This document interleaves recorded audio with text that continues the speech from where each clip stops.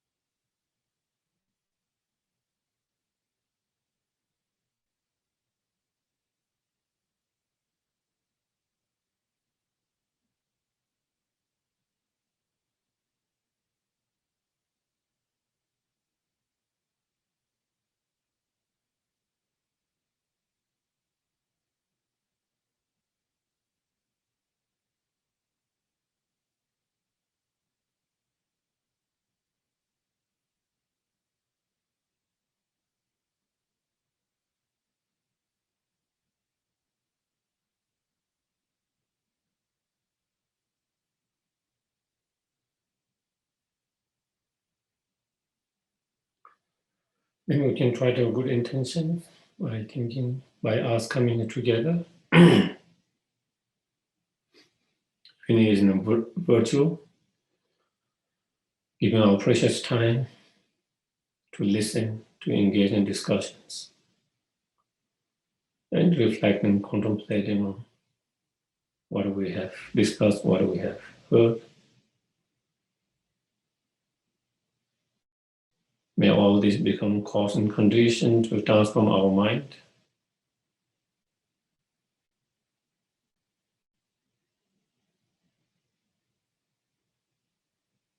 so that we can reduce all those negative thoughts, emotions, feelings,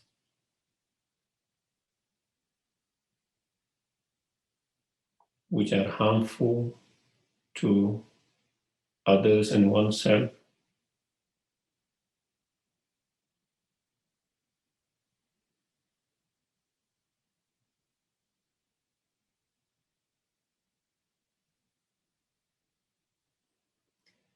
And may it become cause and condition to cultivate and improve our positive state of mind, thoughts, emotions,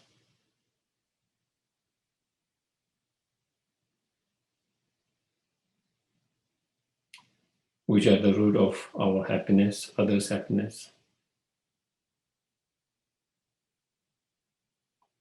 others' well-beings, our own well-beings.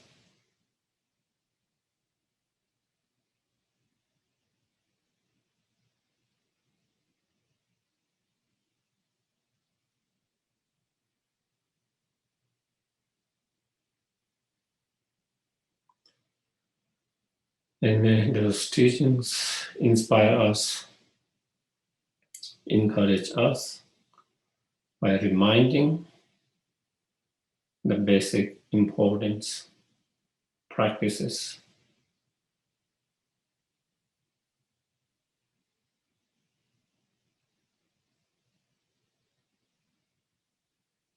so we can try to implement and apply in our everyday life as much as possible.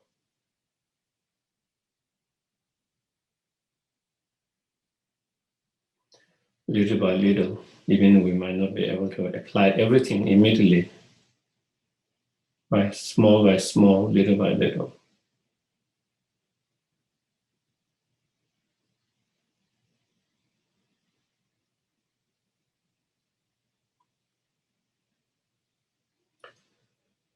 And maybe it becomes a cause and condition to actualize and obtain our highest potential, the fully awakened state.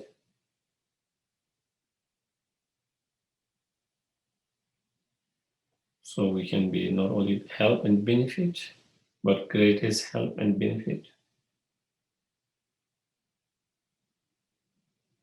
And not only to certain individuals, but to each and every sentient beings.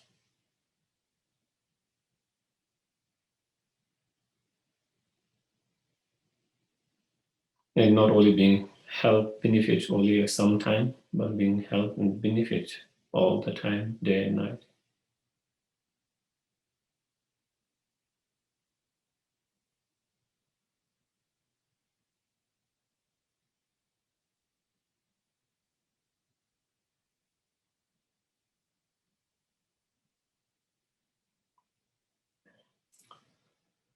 And while we're still on the path,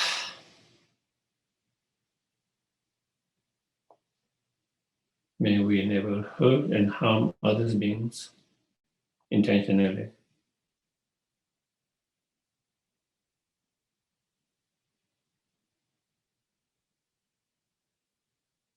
And may we be able to help and benefit directly, indirectly, all the time.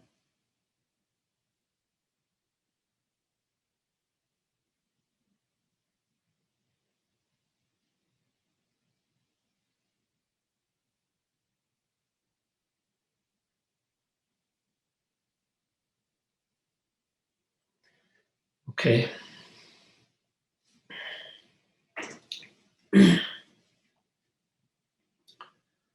I go for refuge until I am enlightened to the Buddha, the Dharma, and the Supreme Assembly. By the merits I create to listen to the Dharma, may I become a Buddha in order to benefit all sentient beings.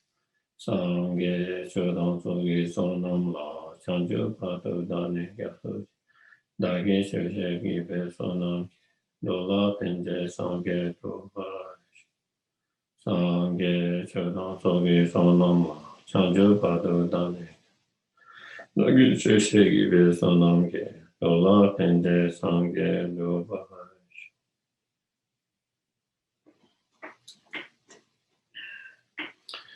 So,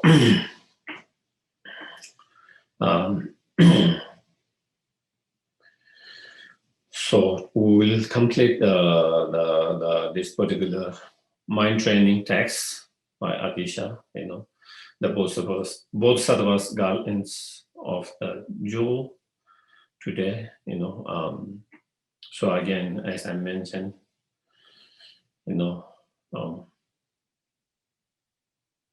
there is so many full of practical advices, instructions, teachings that we can apply in our everyday life in our spiritual path.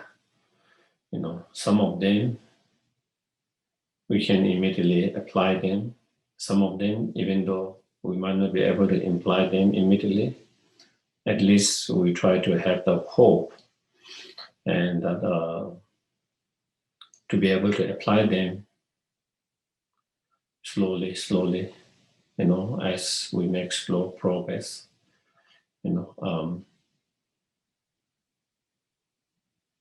and whatever is more easier, whatever is something that we can apply immediately, that is what we try to do.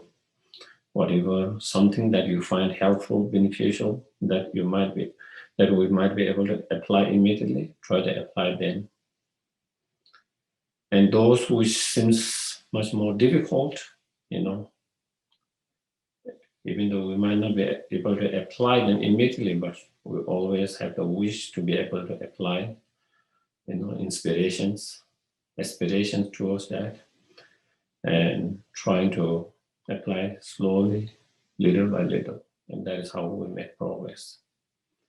We cannot apply everything immediately,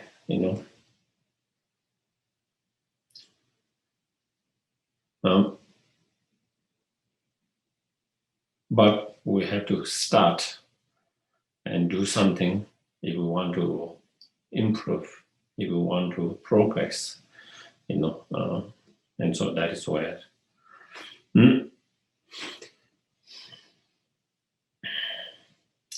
So I think we're on page number 3, and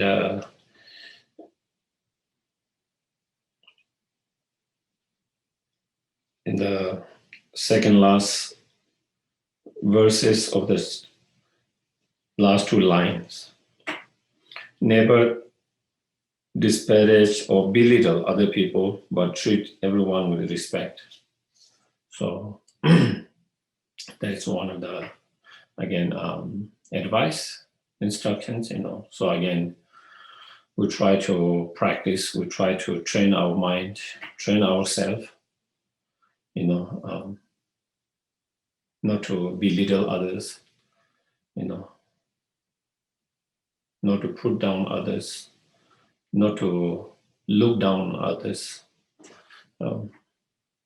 any beings, due to whatever their shortcomings, due to whatever their weakness, due to whatever their faults,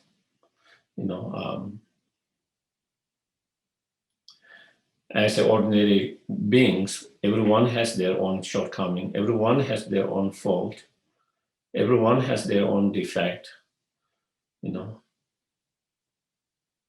As ordinary beings, an enlightened being, you cannot find anyone who does not have shortcoming, faults, So on the basis of someone's shortcoming, on the basis of someone's fault, on the basis of someone's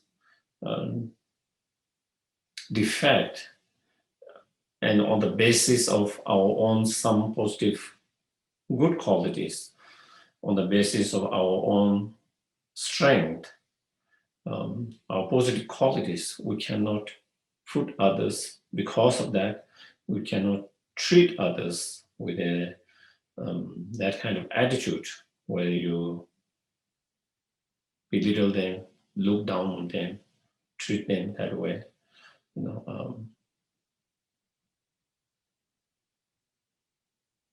By doing that, it doesn't help anyone. It doesn't help.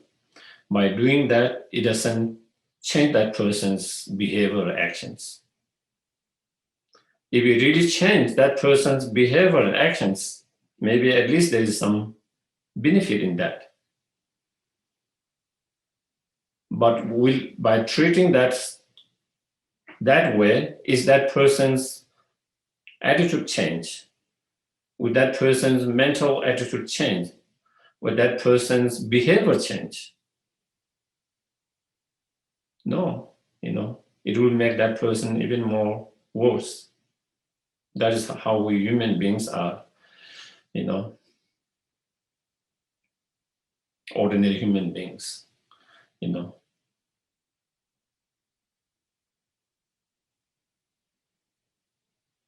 And so it is not helping other being. Neither is helping you. Neither is helping you,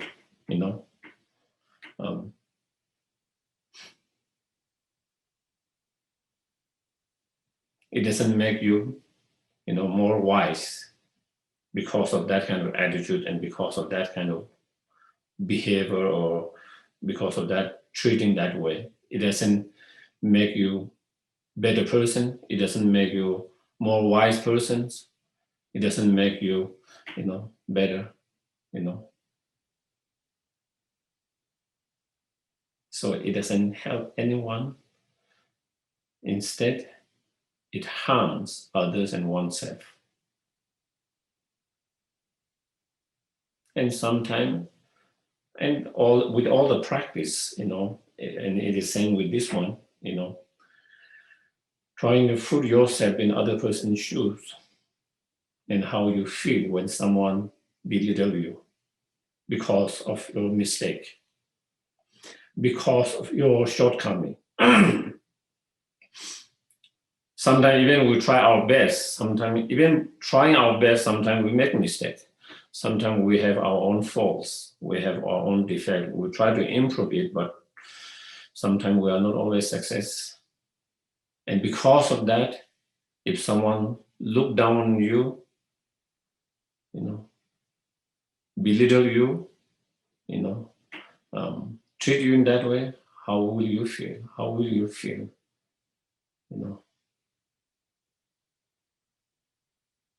And is that kind of attitude, and is that kind of treatment, is that really, helpful, positive or not to you when someone tells you that, And if we don't feel it's positive, helpful, it's something that, we feel that you shouldn't be treated that way, then also we learn not to treat others that way too. How you want others to treat you, we also try to treat others that way. You can't expect, others to treat you in different way and you to treat them other different ways.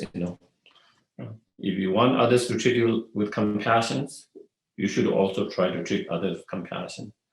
If you want others to treat you with respectfully, you have to also learn to treat others respectfully. And so that is where, so instead of that, then we try to have attitude of respect and treating respectfully to others. Even when you have disagreement on any issue, to be able to disagree respectfully. That doesn't mean we have to respect we have to agree everything. We can still be totally in disagreement on many, many issues, but to be able to have disagreement, to be able to have conversations, to be able to have discussions, but respectfully.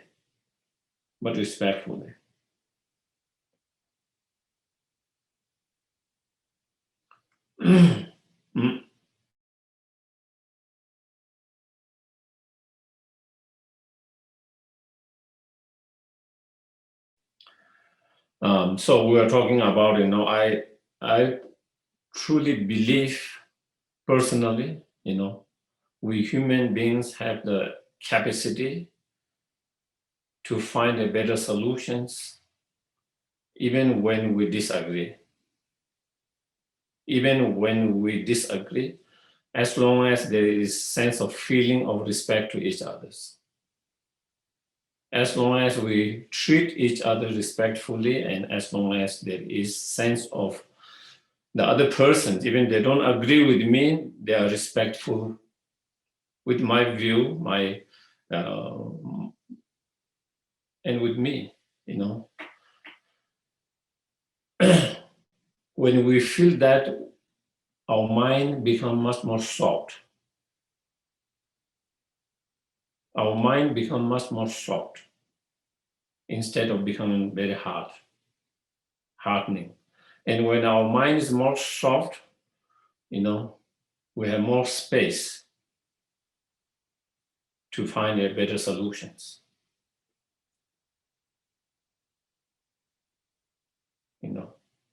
And therefore, I think that is very crucial in everything, whether we are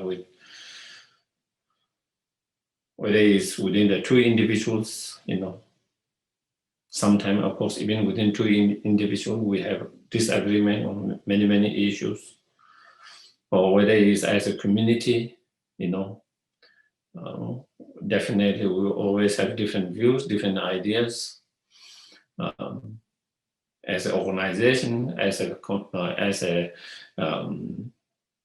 community, small community organization to big community organization to countries, the world, there's always going to be different views and different ideas.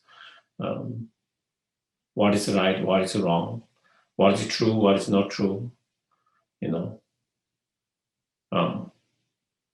what is the best way to fix the problems, what is the best solution to fix the problem. All of that, there is always going to be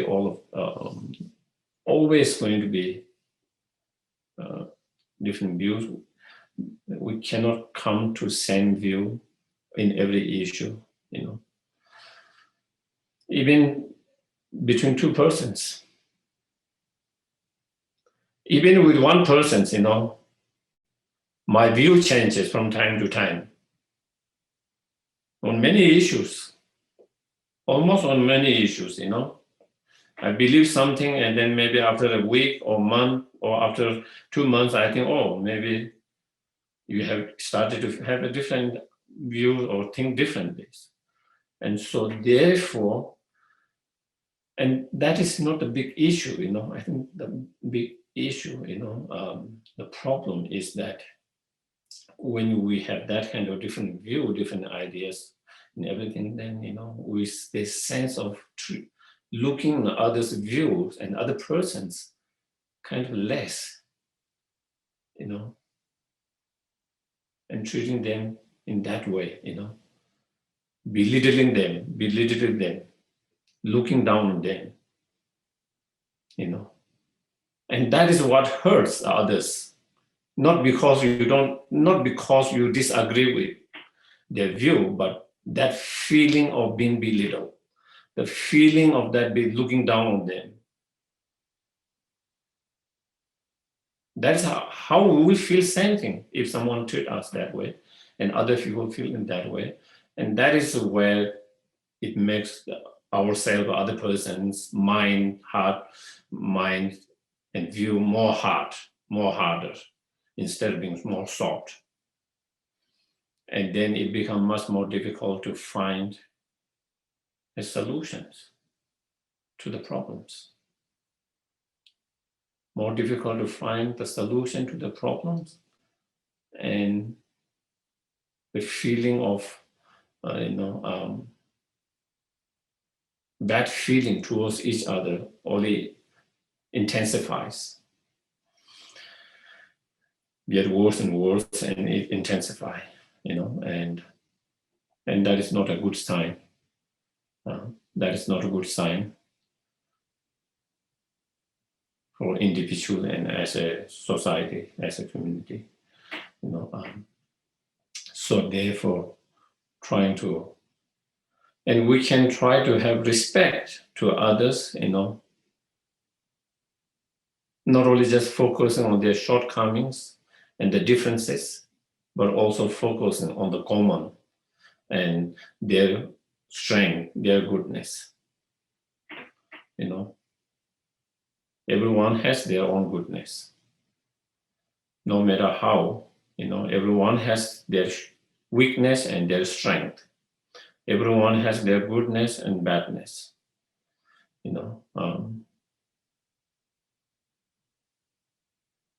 Everyone has faults. As ordinary beings, I'm talking about ordinary. Everyone has faults, and everyone has their own good, positive, good qualities. So while we can disagree with certain things, at the same time, by understanding their positive qualities, their good things, we try to have more respect and treat them respectfully.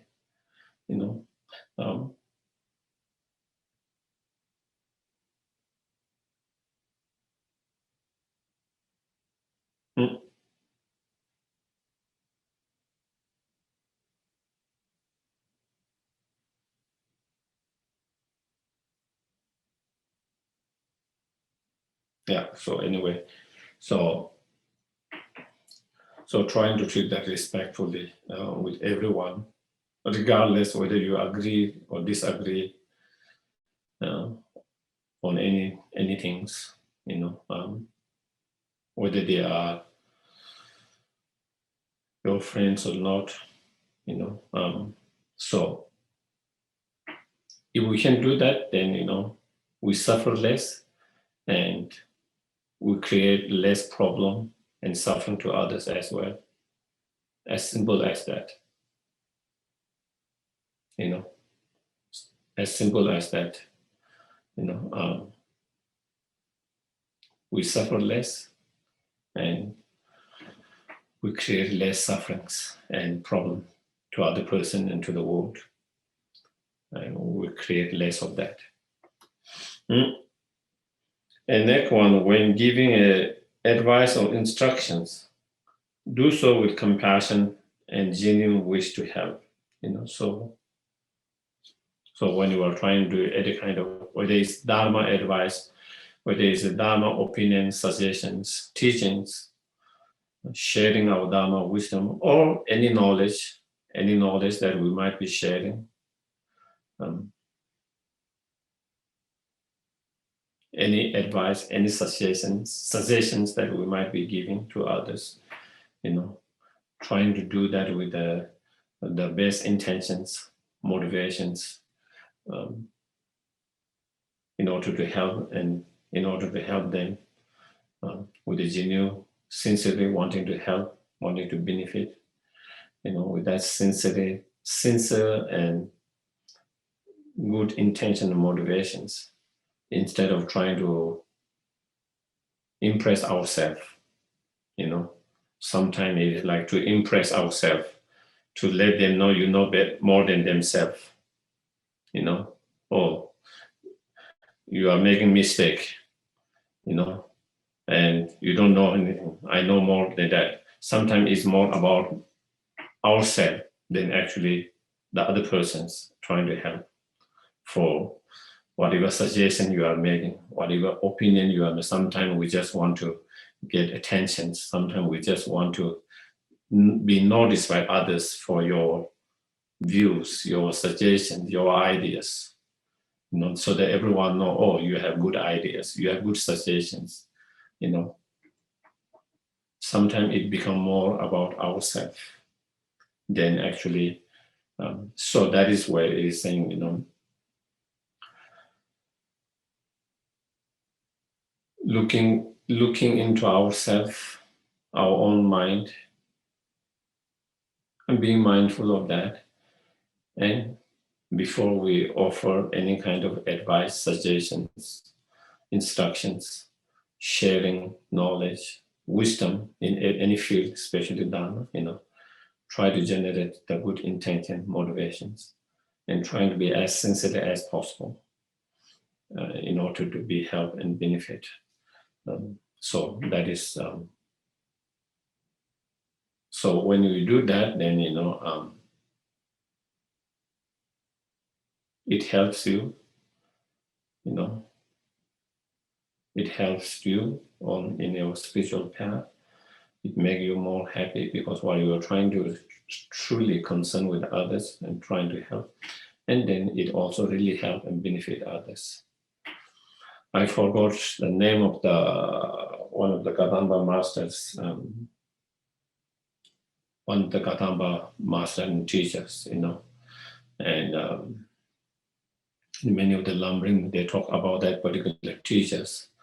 And that particular teacher doesn't have the skillful means to present things in a nice, eloquent, and easy to understand. But when he does teach or when he does share, he does with pure sincerity and compassion, wanting to help.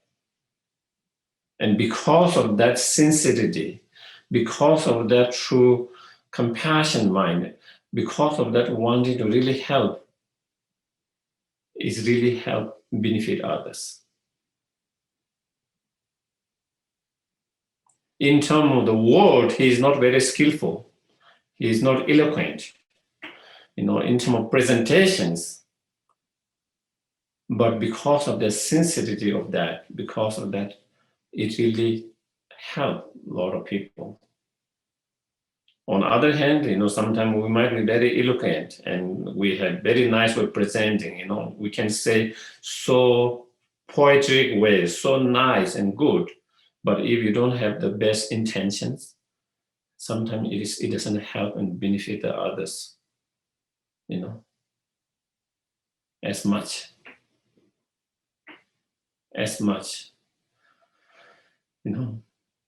And even I have observed, and my impressions, among many of the teachers, that I have observed, some directly, some indirectly, there are certain teachers who have really touched so many people's life in a very sensitive and helped so many beings. And sometimes, their presentation Dharma is not so intimate, just the presentation itself is not something that very eloquent or very nice, but there is a sincerity, the compassions, wanting to help the others. Because of that, they're able to help, they're able to reach, touch so many people's life. And then there are also other teachers that I've seen, who might be much more eloquent because of their much more, maybe they might have much more, let's say, education knowledge in other fields. They come with many more, not just the Dharma, but a lot of other knowledge they have. And language-wise, they are fluent. They can present very, well, so nicely, everything's. But sometimes they do not benefit others as much as someone and other teachers who might not have all of those skills, but who is able to help. And sometimes it's that sensitivity. Sometimes it is that sensitivity, the genuine sensitivity, the compassions, truly wanting to help, truly wanting to be benefit, and just doesn't care about, what others will think about themselves. It's more wanting to help the other persons,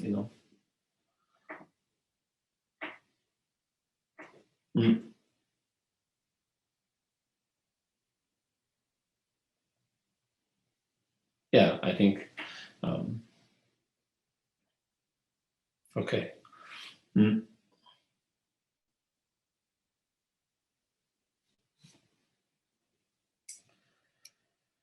And then next one, be sure never to criticize teachings. Yeah, and again, we have to be more mindful and careful. Sometimes some of the Dharma teachings, some of the topics, some of the subjects, we might not be able to relate with them immediately. Certain topics, certain subjects, we might not be able to relate with them immediately. But just because we cannot relate them at the moment, that doesn't mean we have to criticize them. We might not relate now, but we might be able to relate them later.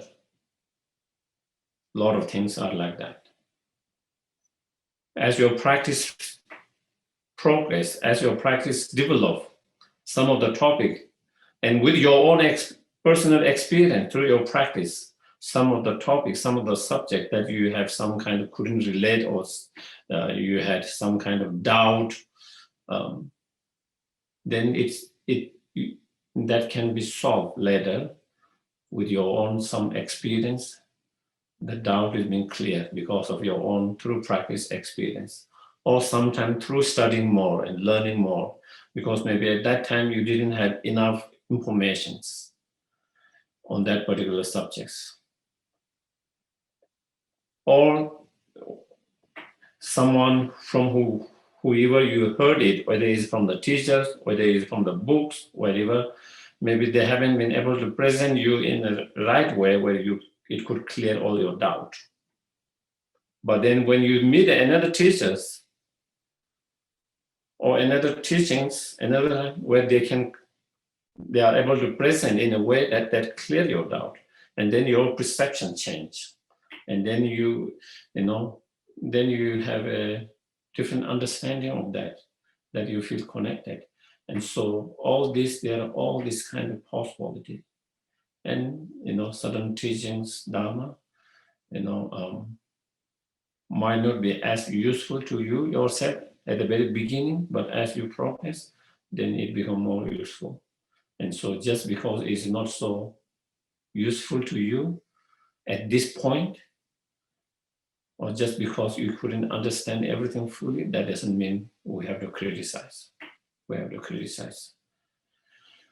If there is something, topic, certain teaching, something that you cannot connect at the moment, just keep it aside. Keep it aside and make a aspiration, hope that maybe we could have better, maybe a more deeper understanding, more profound understanding of that in the futures. But at the moment, we just leave it on the side without criticizing, because that criticizing Dharma teaching can be strong negative karma.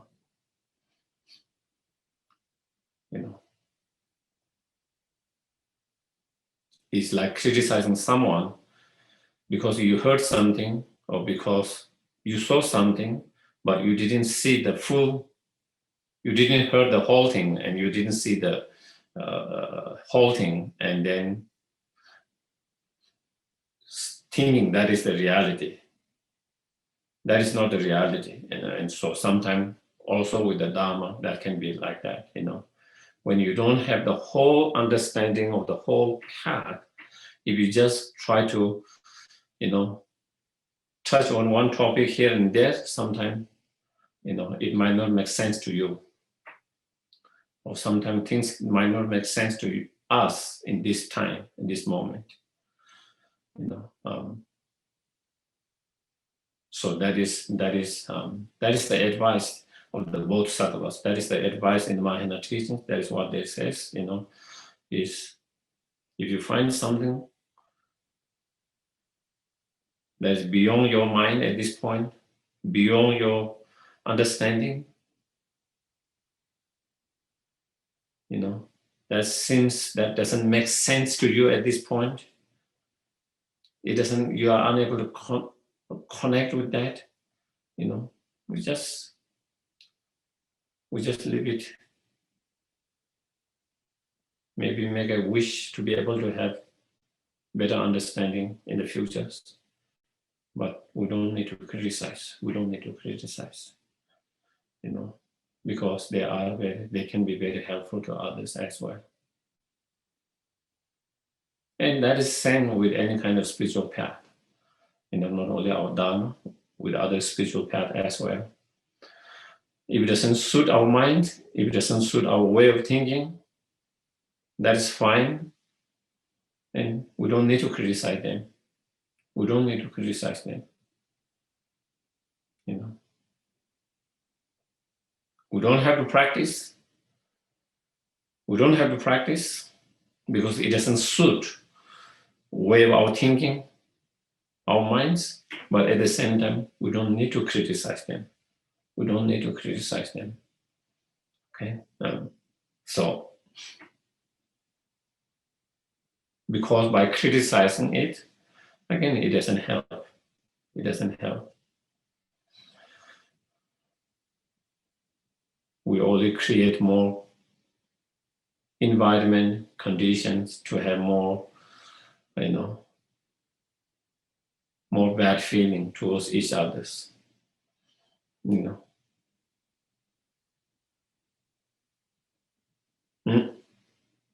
only create more violent environments, externally, internally.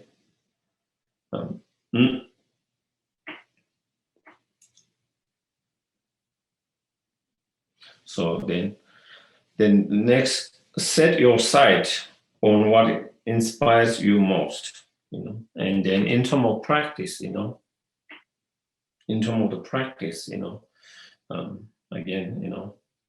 there are so many different aspect of practice. There are so many different practice, as I mentioned at the very beginning, when we talk about the whole path, within that whole path, there are so many practices,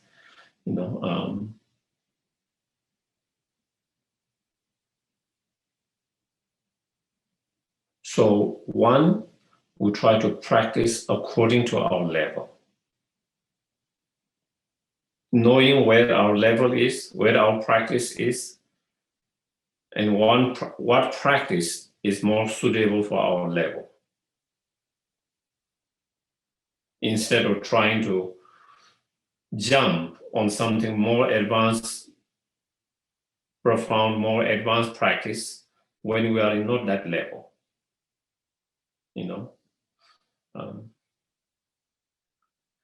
It's like if you can jump 1 meter, trying to jump 10 meters, you can break your legs, trying to climb. And so therefore,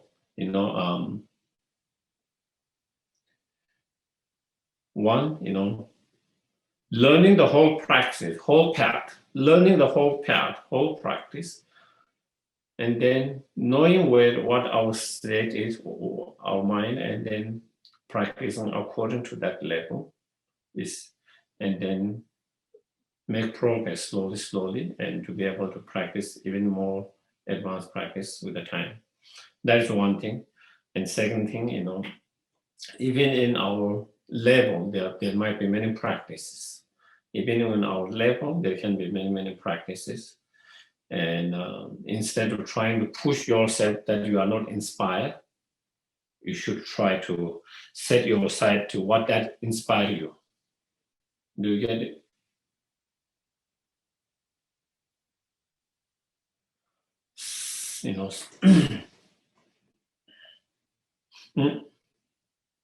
Because if you put your sight on that, if you put effort in something, a practice that inspires you, you will be able to do the practice better. You will enjoy the practice. And you will be able to practice better. And when you enjoy the practice, when you are able to practice better, you will have a better result. Instead of feeling by being pushed, instead of being like,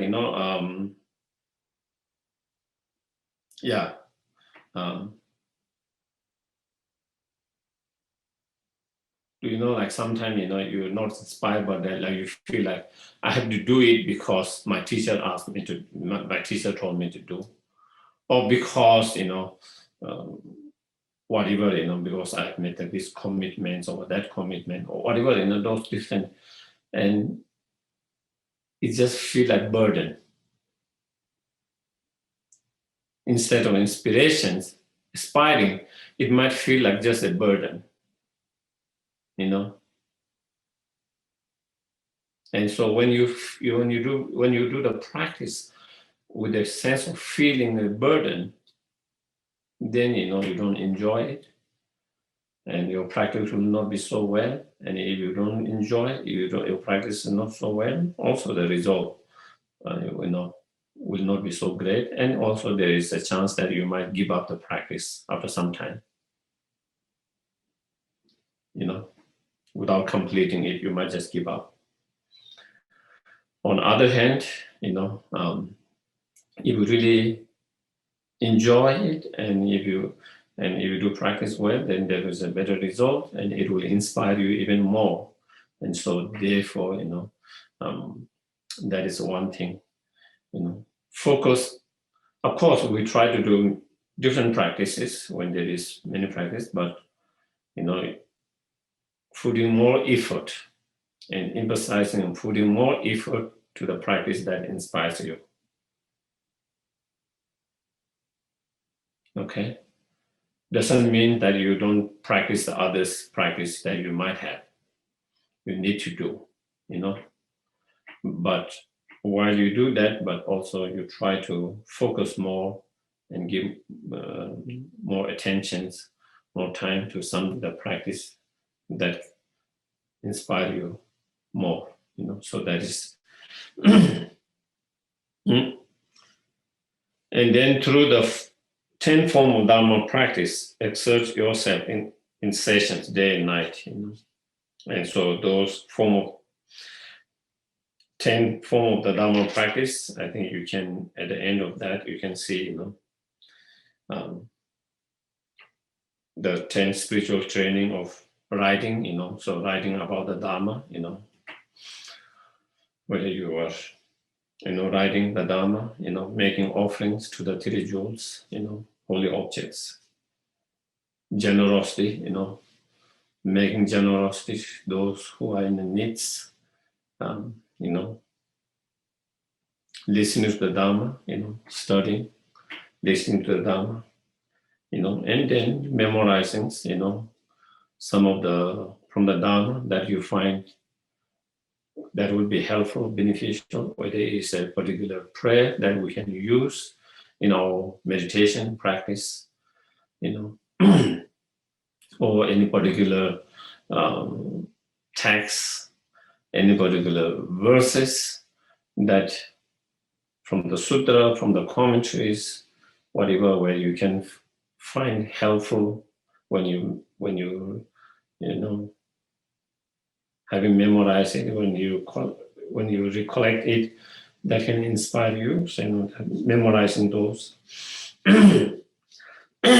readings, reading the Dharmas, about Dharmas, teachings as much as possible, and teachings,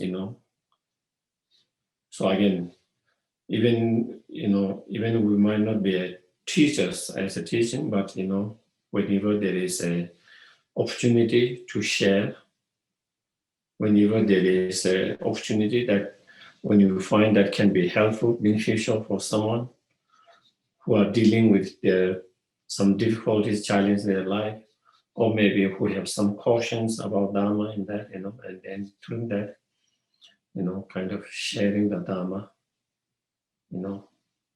sharing your knowledge, sharing your wisdom, sharing your experience, that can inspire someone, that can help someone, that can benefit someone according to whatever your understanding, according to your capacity, your ability. And recitations, recitations of the sutras, recitation of the prayers, recitation of those commentaries, basically the Dharma, in contemplations, So then, not only you recite, memorize, but you also try to study, learn, but whatever you have learned, whatever you have studied, whatever you have read, you try to reflect and contemplate on the meaning of that, so that so that your knowledge is not just a intellectual knowledge, that your knowledge become experiential knowledge through contemplations, and meditations. So reflections, contemplation, meditation, basically, as one of as you see in the sutras, as well as in commentary by Indian masters, they talk about three wisdom, the wisdom through hearing or studying, the wisdom hearing, and wisdom through reflections, and wisdom through meditations, And so again, with each of those wisdom, your wisdom become more and more sharp, more and more profound. We have one wisdom first from hearing, and then once you have heard it, then you try to reflect on the meaning of that teachings again and again. Through that reflection, you come to a certain deeper understanding, profound understanding. Not because you heard it, now you have started to reflect, analyze, examine that. And then you have much more profound, deeper understanding, the wisdom through that. And then even when we have that deep understanding, profound understanding through that kind of reflections, but still that understanding hasn't become a part of yourself, in a sense that you don't have that understanding or that awareness, that wisdom with you all the time. When we think about it, it arises. When you don't think about it, it doesn't come. It's not always there. And so, through meditations, repeating that exercise and doing it again, and with that kind of familiarity, meditations, and slowly, that wisdom, that understanding become manifesting more and more, and requiring less and less effort, and slowly then it become part of you all the time. And that wisdom is also that kind of so that all that those 10 practice, all of them, some of them, one of them, we'll try to put effort to practice them as much as possible in day and night. Some of those Dharma practice is more of on training your mind,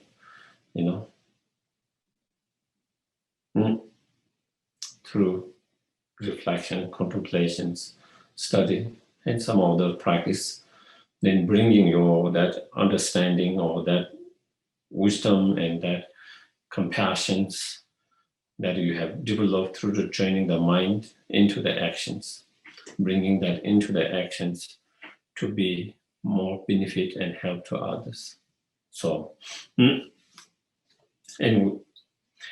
then next advice, among others, keep a check on your speech, and when alone, keep check on your mind. I think it's very, very helpful and practical advice. When you are with others,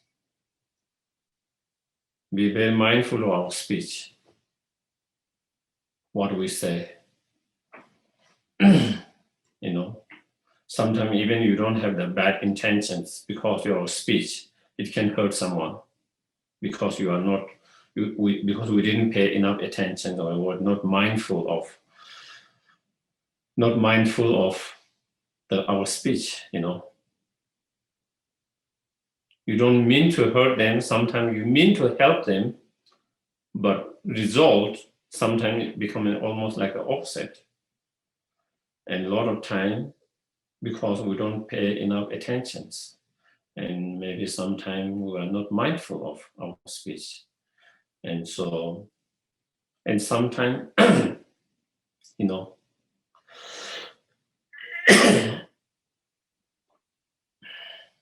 so less speech is better. It might sometimes it might feel a little boring, when we don't have so much to talk. But still, sometimes we feel like we have to talk so much to make it exciting for the other person, exciting for yourself. And when we talk so much, then it's discussing about someone, and all of that. In the process of that, then sometimes we exaggerate sometimes, things to make it more exciting. We might exaggerate more, and we might add up little things maybe which are not exactly, and that you don't have an intention to make a story, but then it becomes a story.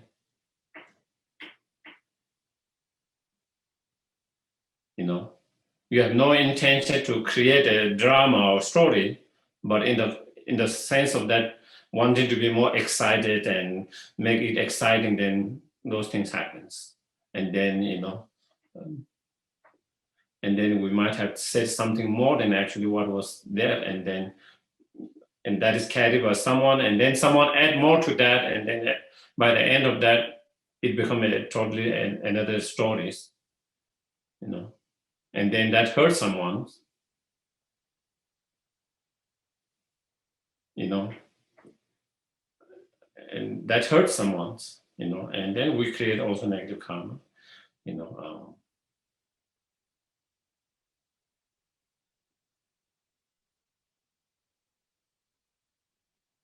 Mm.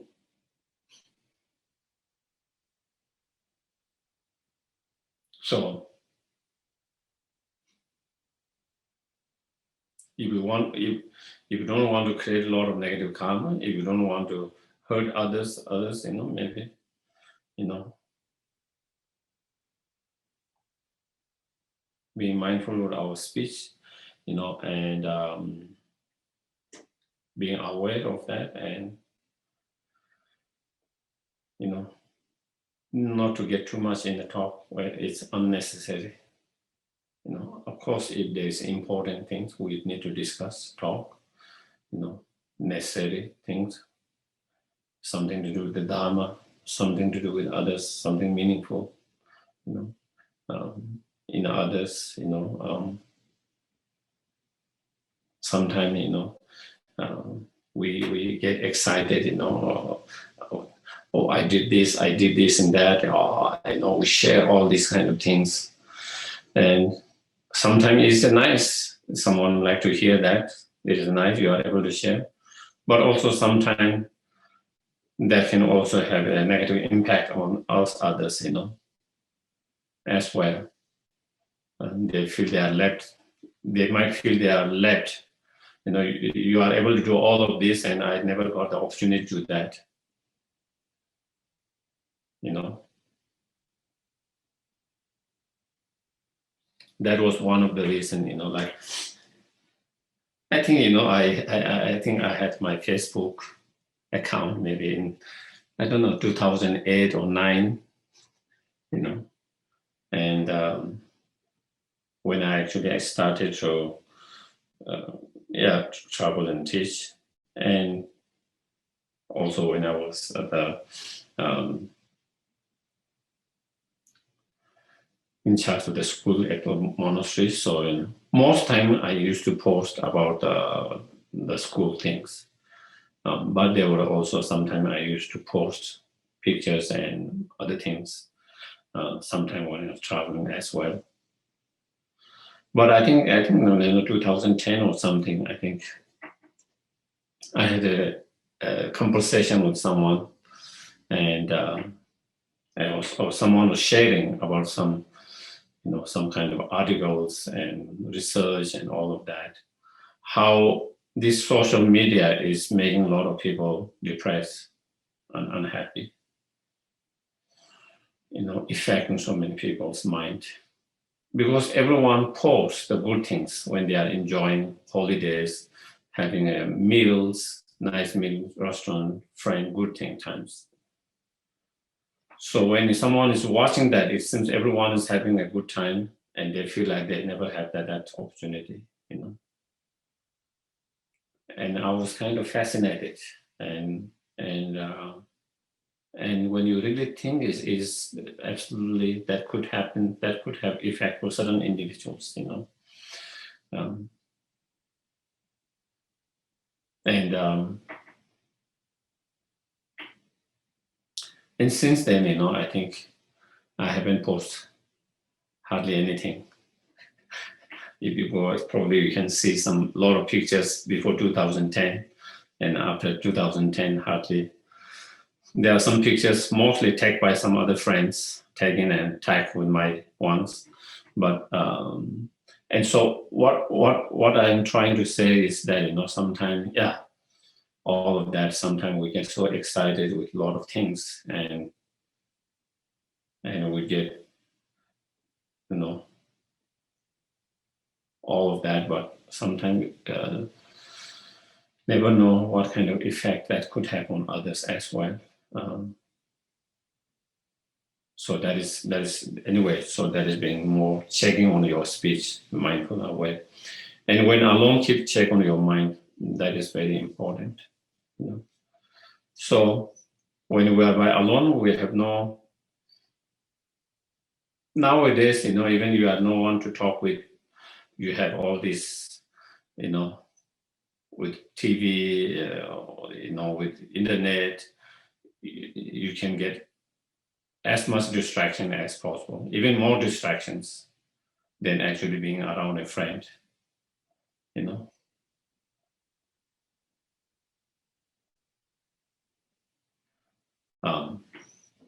But if you don't have any distractions like that, okay, if you go in a place quiet where there is nothing, then you will see your mind better, how crazy your mind is.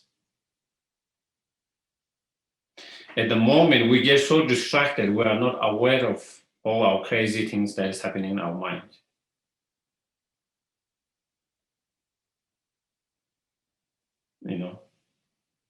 I saw one,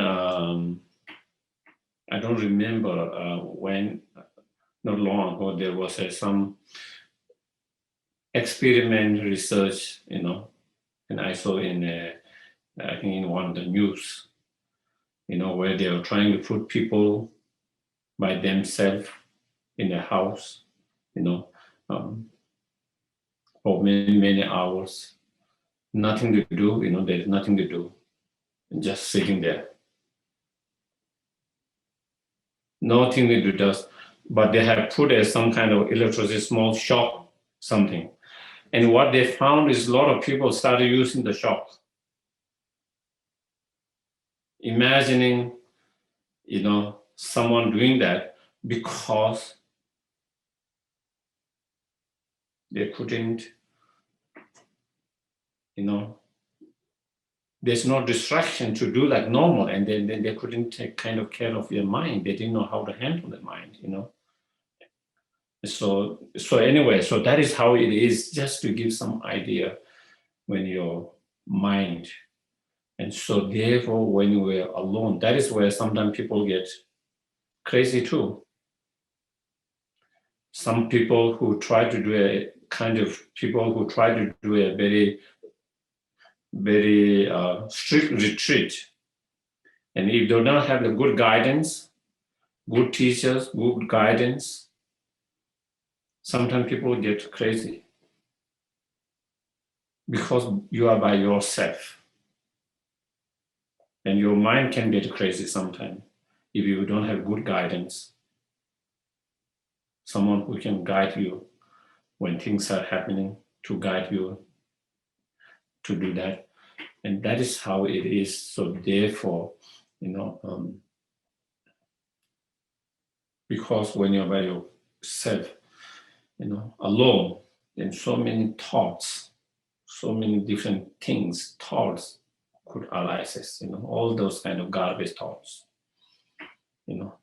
and so therefore we have to watch it, be mindful, and then, whenever we have garbage thoughts, not giving continuity to those garbage thoughts, let it come, let it sing by itself, instead of giving continuity to them, and when we have positive thoughts coming, try to give continuity to them, try to increase, improve, better those positive thoughts, and when you have those negative thoughts, try to reduce them, try to not give to continuity to them. And so watching the mind, and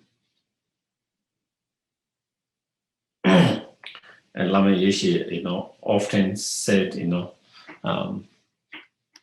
watching your mind might be much more interesting than watching a drama on the show, He often says that.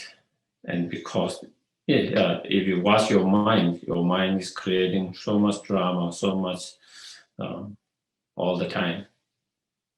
All the time, we create so much drama.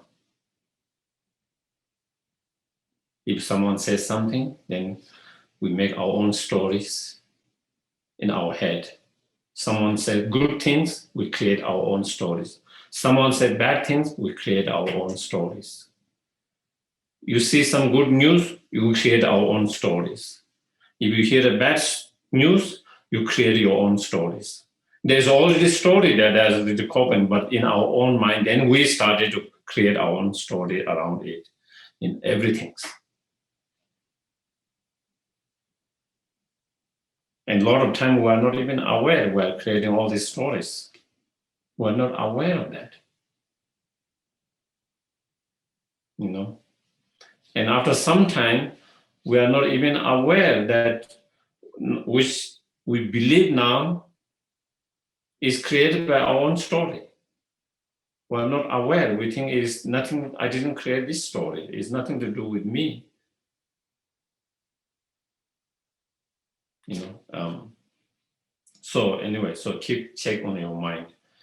And then whatever virtues you amass in the past, present, and future, dedicate them all towards great unsurprisable awakening. So whatever positive karma, positive energy, virtues, merit, we create, you know, small, big, you know, we try to dedicate,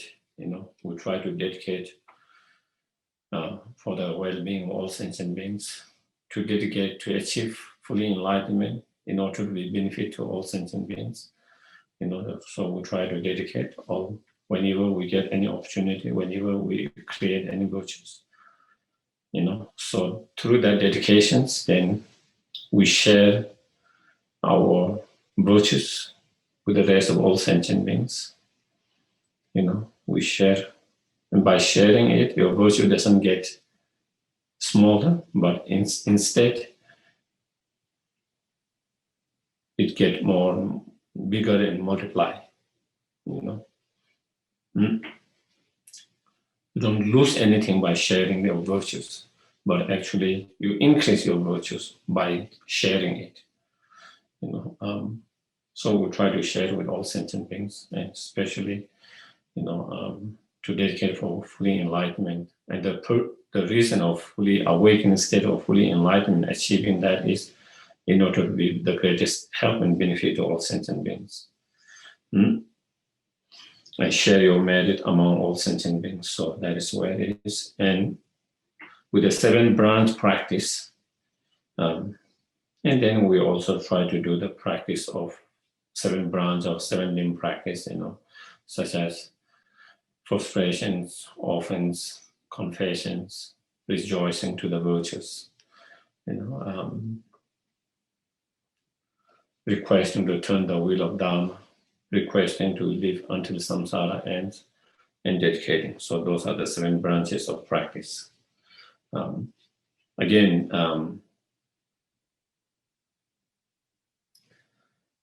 also, I think I had mentioned sometimes people think a lot of those practices are kind of Tibetan practice is not a Buddhist practice. But again, if you read many of the earliest Indian masters, this is Indian masters, you see mentioning of that. Even in the sutta, the king of the prayer is the sutta. In the king of the prayer, there is an extensive 7 limb practice. You know, if you read Narajuna's writing, there's those 7 limb practice.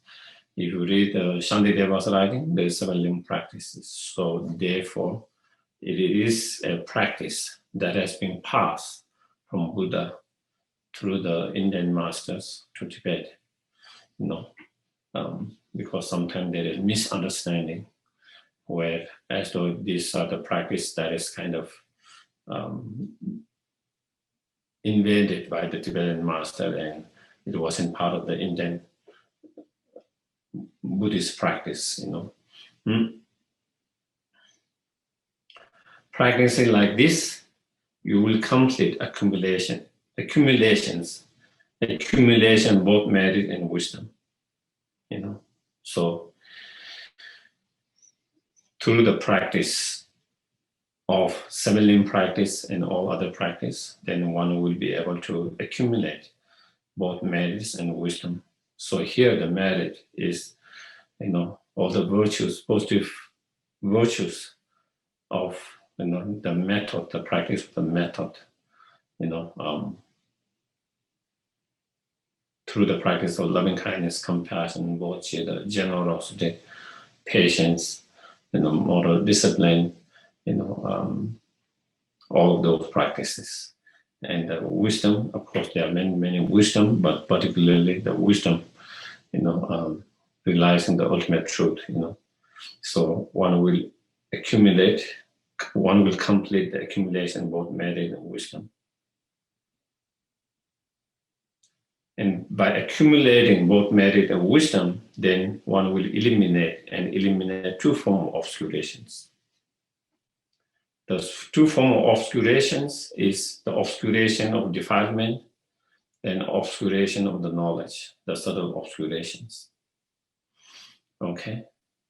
And so by relying on the wisdom, one can eliminate the obscuration of the delusion or afflictive emotions.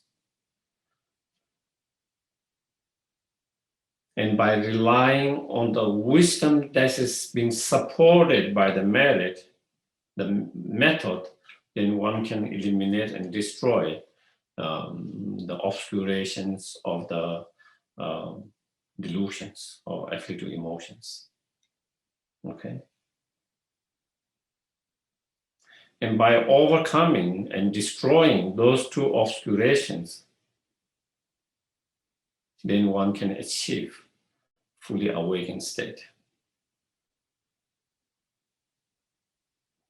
The two, the Buddhahood, the fully enlightened state with two forms, Dharmakaya form and Rupakaya form. So the wisdom is the main cause of Dharmakaya wisdom. And the merit is, from the Sutra point of view, the merit is the main cause of Rupakaya body. The Rupakaya is the form body with all the major and minor enlightened signs. So the primary cause of that enlightened Dharmakaya wisdom is the wisdom. And then the main primary cause of that enlightened form body with all the enlightened major and minor signs and marks, the main principal cause of that is the merits. And through that, through those merits and wisdom, we overcome the two obscuration and achieve two kayas or two bodies of the enlightenment. And you will make this human life meaningful, and when we continue to create merit and wisdom, then that will make your life meaningful, human life meaningful. Then the purpose of having this human life has been served. If we don't practice the Dharma, then being a human has not served any extraordinary. You could have come as animals. If it's not the Dharma, sometimes coming as certain animal might be even better than coming as a human beings. If we can come as a, very cute, nice, small, cute dog with a good owner, taking care of so much, spoiling you,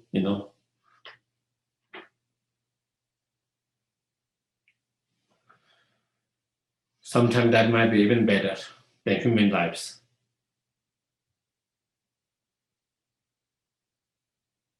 But if we practice the Dharma, then there is a much more purpose of being a human being, because that animal does not have that opportunity, that kind of ability to really practice the Dharma. But we human beings have that capacity, that ability, that potentials to cultivate the wisdom and merit through all those different forms of practice. If we do that, then definitely coming as a human beings have served purpose. That is the meaning of our life has been meaningful, Otherwise, just surviving your life, just enjoying your life, surviving and then a death. Why not have that kind of animals,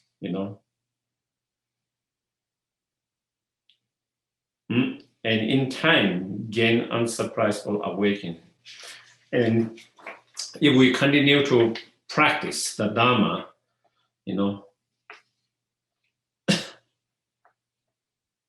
through the practice of 7 branches of practice, and trying to continue to engage in the practice of the merit or the method and the wisdom, day by day, week by week, month by month, year by year, life by life, and slowly, eventually, in time, one will be able to achieve unsurprisable awakening for fully enlightened man. And when we achieve that, then we fulfill the highest purpose for oneself and others. From that very moment, then you will be able to serve the sentient beings endlessly, limitlessly, to all sentient beings. This concludes the Bodhisattvas Garland of Jewel, composed by the great Indian Pandita Divankara Shri Gyana. Okay, so I think with that, we conclude this particular short mind training text with so many advices and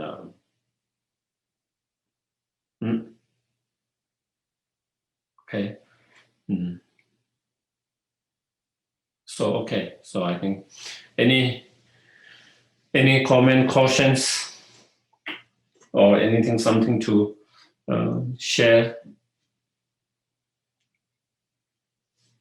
since we started, or about today's?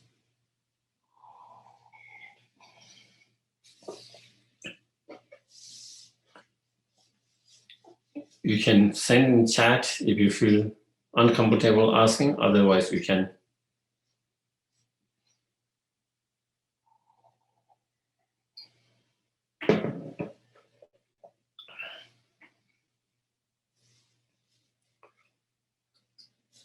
No one has any questions. Wow. Is this a good sign or bad sign? I don't know. Geshe-la? Yes. Geshe-la, I would just like to thank you on behalf of Thubten Norba Ling. And first of all, we've got one question, but we would like to offer a mandala and kata. The teachings have been incredible. But anyway, there's a question. Go ahead.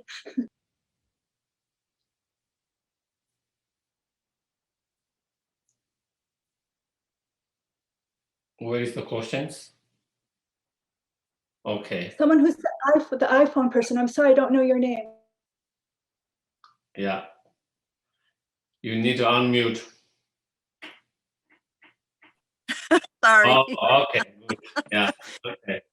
My name is Kodo, K-O-D-O, but my phone doesn't let me change the name. Okay. So my question is very specific about when I'm in a conversation or when I'm with others and I want to soften the speech or just be quiet, but the brain is quack, quack.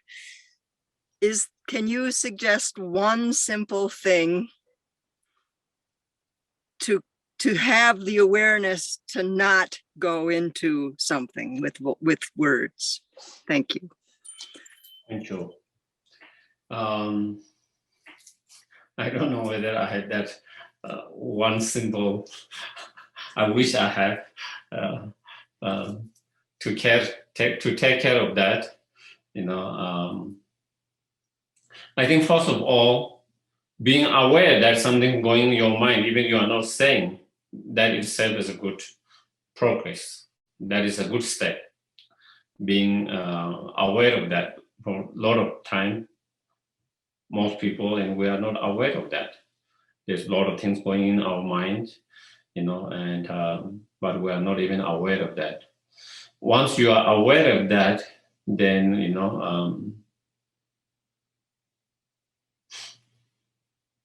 instead of paying too much attention to that, just try to bring your mind, the focus, attention to the breath.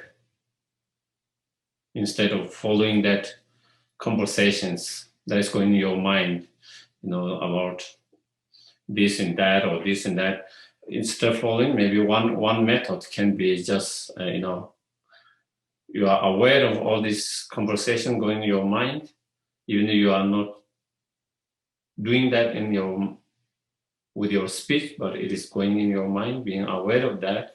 And then, instead of allowing your mind to follow that conversations endlessly, you just try to bring your mind, focus of your mind or attention to the breath in the moment, and then, bringing the attentions, once you have been able to bring back to your breath, then you bring that attention to the listening, just listening without, creating the story in our mind, and just listening, whatever conversation is going on.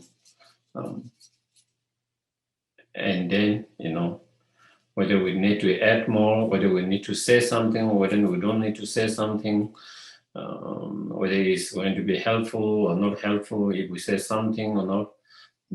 Once your mind is more in present moment, then you can make a evaluation of that, whether what should be done, and then on the basis of that, you can say or not say, or add or not add, and whatever. Yeah.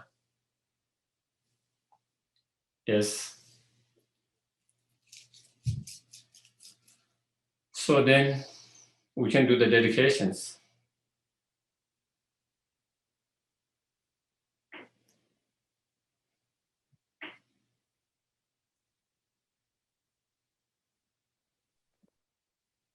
Geshe, is it okay if we just do one verse? We'd really like to offer. We're really grateful. But yeah, okay. Ajipu ki jushing meto tram ri rabling ji ni de gen padi sange jing du mi te uai Drokunam dag jing la cho parshok idam guru ratnam mandala kam nirya teyami. May all beings everywhere plagued by the suffering of body and mind obtain an ocean of happiness and joy by virtues of man. May no living creature suffer, commit evil, or even fall ill. May no one be afraid or belittled with the mind weighed down by depression.